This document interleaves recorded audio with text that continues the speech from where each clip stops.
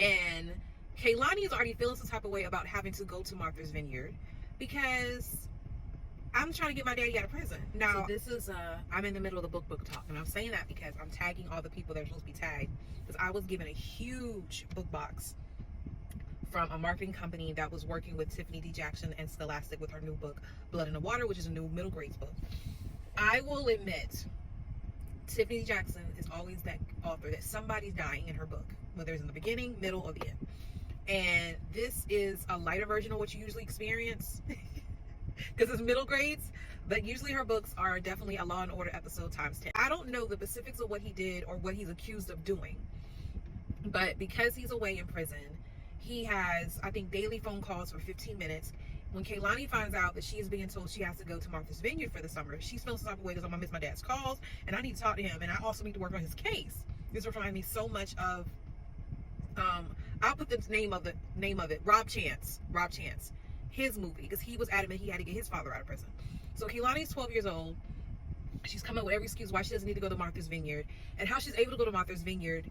Kaylani's dad's father, so her grandfather, he was in between jobs and not working, and he, for free, built this family their church. And ever since then, that family has looked out for Kaylani's grandparents and her dad. As a matter of fact, there's a private school he was able to go to because she paid for it. Then I think he went off to school and did well, got this awesome job, and they know what has happened to Kaylani's dad, and they're trying to be a reprieve to them and go away for the summer to Martha's Vineyard. Who would not want to go to Martha's Vineyard? Well, apparently Kaylani. But while she's there, when you immediately meet Chadwick, I knew somebody was going to die. And I'm good for not reading really the summary of the book or not paying attention to the summary of the book. And immediately when I met Chadwick in the beginning of the book, I said, hey, this is going to be the one that dies. I'm already emotionally attached to him because he comes off as very cordial, very respectful. He's an athlete, but he tries to make sure he's well-rounded as a student, make it look good for his resume. So let's fast forward. So no, let me go back. I don't like London. London is a spoiled brat. Like, I'm so over her. Oh my gosh, she's so spoiled. And at one time she went to go in on Kaylani about her dad being in prison, and Cassie was like, stop. Mom said, don't go there. Don't go there. Okay? So Cassie is the oldest sister. I'm assuming Cassie's probably like 16, 17 years old. London and Kaylani are both 12. Now, Kaylani is a goody two-shoes. She's not trying to step out the line. The Watsons said they have to be home, I think by 8 or 9. They eat dinner together. Lights out by a certain time. So there is no going out and hanging out on beaches and doing wild things that teenagers do. So London's already feeling some type of way because she feels like Kaylani is behind the times. You don't have a cell phone. You don't understand certain things that we feel like you should understand. You're just so ghetto. Like, oh my gosh. Oh, she got on my nerves. So then the grandmother said, you need to hang out with Kaylani and show her a good time. And of course she doesn't want to, but Kaylani doesn't want to be a charity case. But Miss Watson is like, you're her age. It doesn't make sense for her to hang out with your sister. You need to hang out with her, show her a good time. Then in the midst of them hanging out, and they were genuinely hanging out, I don't know what London said, but Kaylani said, you ain't gonna be talking to me any kind of way. Like, I understand you don't want to hang out with me, but you are not. So she said, but this is what we're gonna do. We can leave the house at the same time. You go your way, I go mine, and we will lie and tell grandma we hung out together. Kaylani's against it, even though she borderline thinks it's a good idea. She's against it because what I'm not going to do is lie to your grandmother. That's not what I do. It is not really a lie. Like, it's always those ones that you just do whatever you want to do, whenever you want to do it. So it was one night they were coming home.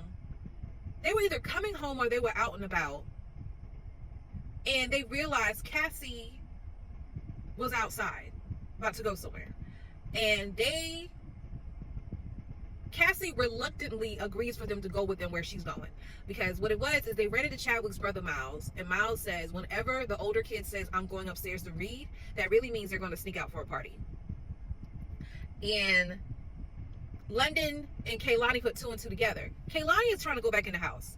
Cassie is like, y'all need to go back in the house. London says, no, we need to come with you. I don't know why we can't come with you. I don't know why we can't hang. So she reluctantly lets them come, and she says, don't talk to anybody, just stand in the corner. And immediately they said, London changes her outfit. Basically, London wears way too much makeup. She's really trying to be 16 like her sister. She's not trying to be a 12-year-old like normal kids should be. And I take that back because I remember being 12 and want to be 16. Like, I don't know. What age do we realize we should have been good with being 7? Like every year we're trying to be older. Can't wait till I'm 21. I can't wait till I'm 25. Can't wait till I'm 30. What age do we stop and say, you know what? Can we go back? So they get to the party. Chadwick pulls up in his truck. He's like the life of the party. Everyone is into him.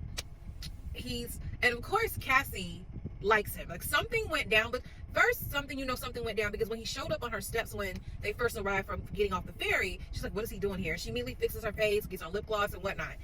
And when he shows up to the party, she's like, hey Chad. But when Jaden pulls up, they said in an older truck. Then it comes out later that Jaden is the help. And you don't talk to the help. It's obvious that Jaden, I think, likes Cassie, or he looks out for Cassie. And he made a comment that at the end of the day, Chad is not good for her, and she's wrong for wanting him back.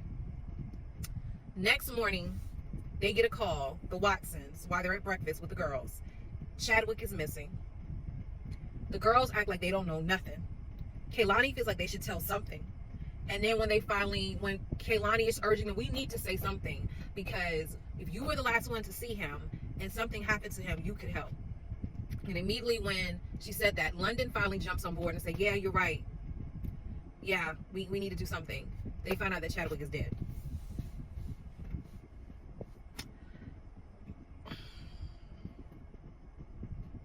Now, from what I got from Jaden, Chadwick was probably a prick.